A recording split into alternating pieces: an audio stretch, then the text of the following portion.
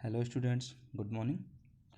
आज कक्षा 9वीं की गणित विषय की कार्यपत्रक नंबर 51 और आज का हमारा टॉपिक है दंड आलेख। तो बेटा ये हमारा स्टैटिस्टिक्स यानी सांख्यिकी का चैप्टर चल रहा है, 14 चैप्टर एनसीईआरटी का। आप वहाँ से भी प्रॉब्लम्स को सॉल्व करिए, समझिए, वर्कशीट को हल करिए और वर्कशीट के जो क्वेश्चन आ रहे हैं वो आपके बुक से रिलेटेड ही हैं, है ना। या कई क्वेश्चन तो आपके एज इट इज़ बुक के ही हैं।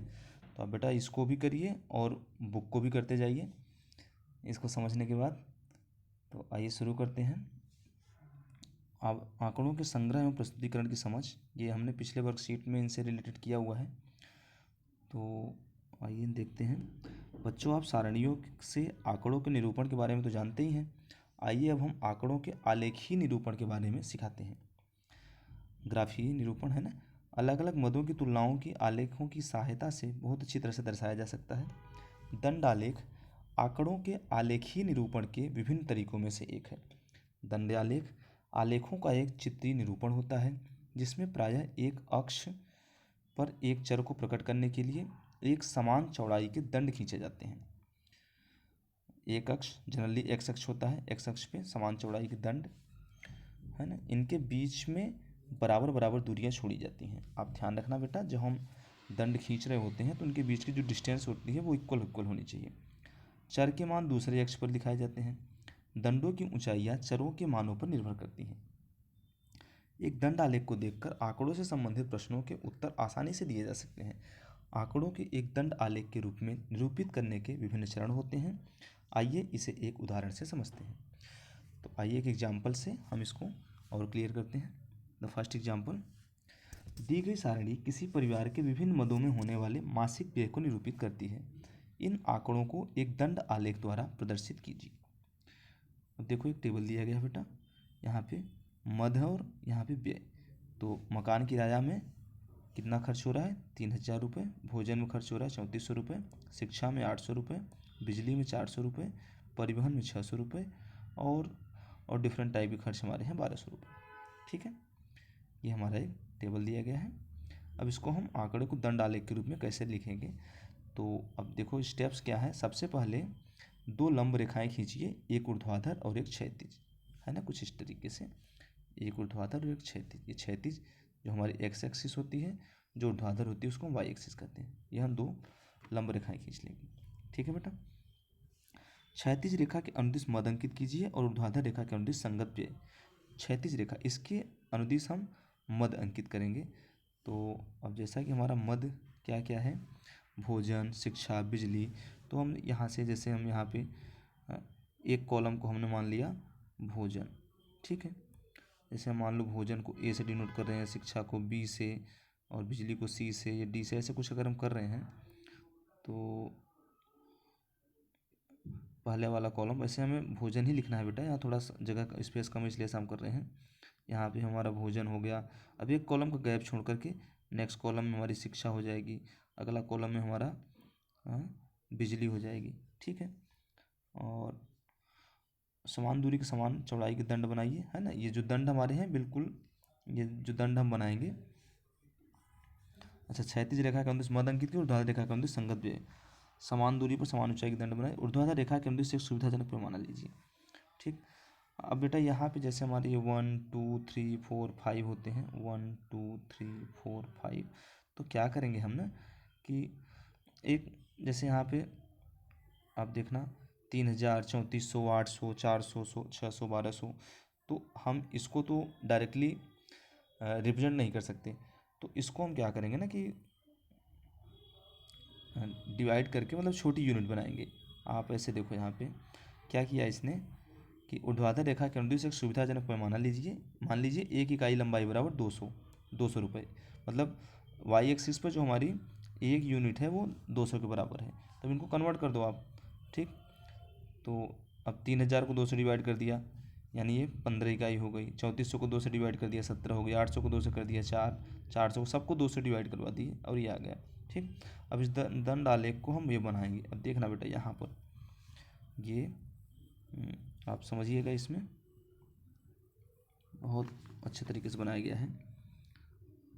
देखो यहाँ पर जो एक खाना था वो किसके 200 के बराबर, दो खाना 400 के बराबर, तीन खाना मतलब एक खाने को हमने 200 मान लिया है ना। तो 400, 600, 1800, ठीक है। अब पहला क्या है, मकान किराया। मकान किराया का व्यय देखना आप कितना है, 3000 रुपये। तो 3000 का मतलब यहाँ पे देखो, ये 3000 कहाँ पे हो रहा है, 200, 400, 600, ये बेटा यहाँ पे आ रहा है 3000, ठीक है। तो क्या किया गया यहाँ पे, मकान किराया हमारा 3000, तो ये दंड बना दिया गया है ना, यहाँ से यहाँ तक, ठीक। और आप ध्यान देना कि अब अगला जब बनाएंगे थोड़ा सा गैप दे देंगे और वो सब में इक्वल गैप आएगा। ओके। नेक्स्ट क्या है हमारा, अभी देखो ऐसे यहाँ पे लिख भी देते हैं, एक इकाई लंबाई और 200 रुपये। नेक्स्ट हमारा है भोजन पे 3400।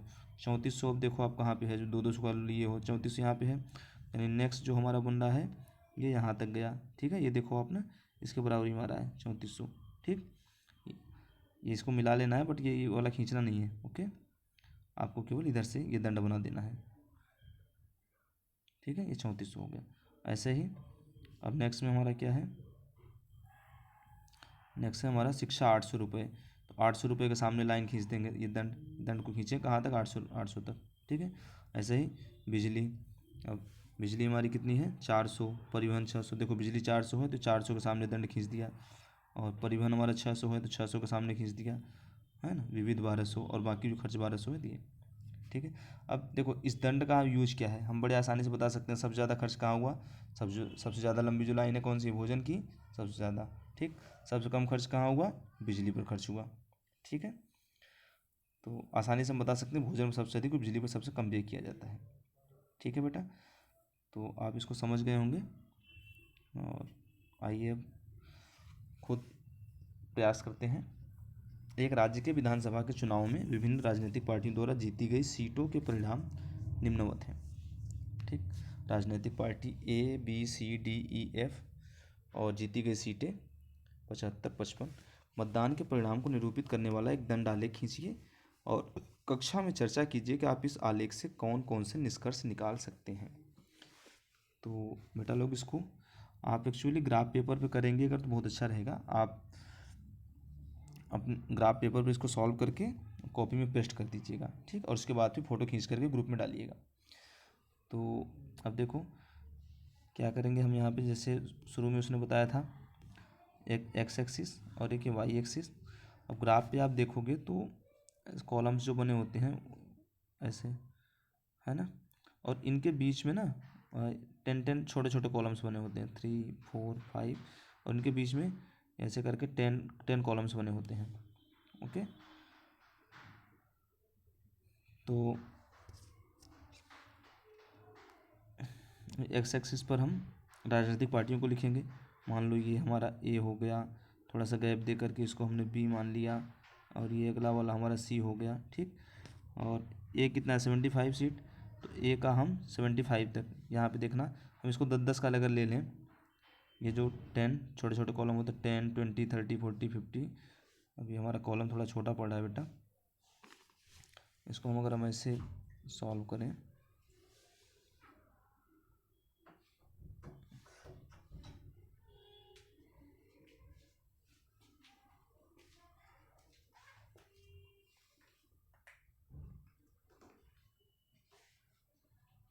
तो देखो हमारा एक्सिस हो गया 1 2 3 4 5 6 7 8, और ये ए यहाँ तक, इसको हम बी लेट कर लें, अगला वाला हमारा सी हो जाएगा,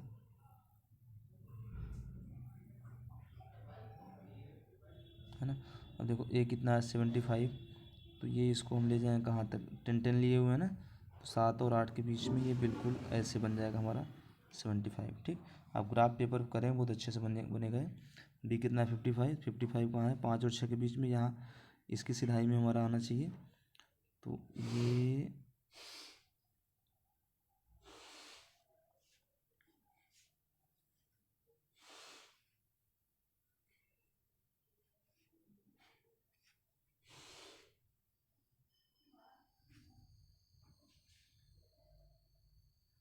हमारा 55 हो जाएगा, ठीक है, यहाँ से।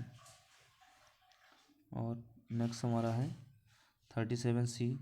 तो आप देखना ये C 37 4 से थोड़ा सा नीचे आप जो ग्राफ पेपर करेंगे तो क्लियर होगा। ठीक है, तो इस टाइप से ऐसे हम बना सकते हैं। ओके बेटा, आप प्रैक्टिस करिएगा इसकी और कक्षा में चर्चा कीजिए कि आप आलेख में कौन से निष्कर्ष निकाल सकते हैं। आप देखो आलेख में निष्कर्ष हमारा क्या निकल रहा है। आप जो ग्राफ बनाएंगे तो वहाँ से स्पष्ट होगा कि सबसे बड़ी राजनीतिक पार्टी कौन सी है, ए है, 75 सीट आ रही हैं उसकी। और सबसे छोटी राजनीतिक पार्टी कौन सी है, ई है, उसकी केवल 10 सीटें आ रही हैं। ठीक है, अब सेकंड क्वेश्चन करते हैं। वर्ष 1998 से 2002 के बीच एक फैक्ट्री द्वारा निर्मित साइकिलों की संख्या निम्नलिखित सारणी द्वारा दर्शाई गई है। तो ये 1998 में साइकिल की संख्या 75 बनाई गई, 99 में 55, 2000 में 37, 2001 में 29 और 2002 में 10। इन आंकड़ों को एक दंड आलेख द्वारा बनाइए और अपनी पसंद का पैमाना चुनकर प्रदर्शित कीजिए। बताइए किस वर्ष में अधिकतम और किस वर्ष में न्यूनतम। तो बेटा अधिकतम और न्यूनतम तो यहाँ से भी सीधे सीधे दिख रहा है। ठीक, कब बनी है अधिकतम 1998 में और न्यूनतम कब बनी है 2002 में। ठीक है, और दंड आलेख बनाने के लिए ये ऑलमोस्ट वाले डेटा जैसे ही है ना। देखो ए में 75, 55, 37, 29, 10, 75, 55, 37, 29, 10, तो ऑलमोस्ट वैसे ही है। तो आप इसको बनाइएगा। ठीक है, इधर एक्स एक्सिस पर अपना ईयर मेंशन कर लीजिएगा 1998, उसके बाद फिर इधर 1999 है ना, 1998, 1999,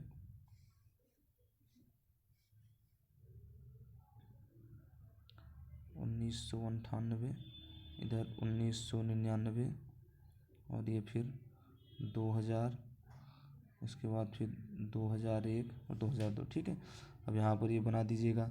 ठीक है, 75 इस वाले हमारे वाई एक्सिस के अलॉन्ग में देना है ये कितनी कितनी निर्माण हो रहा है। उचित ये कह रहा है कि आप उचित यूनिट लेना है। उचित यूनिट का मतलब क्या है, आप एक कॉलम को 10 मान लीजिए, है ना, उसमें छोटे छोटे जो खाने हैं वो एक एक को बताएंगे 10, 20, 30 करके, और ये बनाना। ठीक है, ऐसे ही बी में। ओके बेटा, तो अभी इन क्वेश्चंस को सॉल्व करके आप ग्रुप में भेजिएगा। ओके, थैंक यू, मिलते हैं नेक्स्ट वर्कशीट में।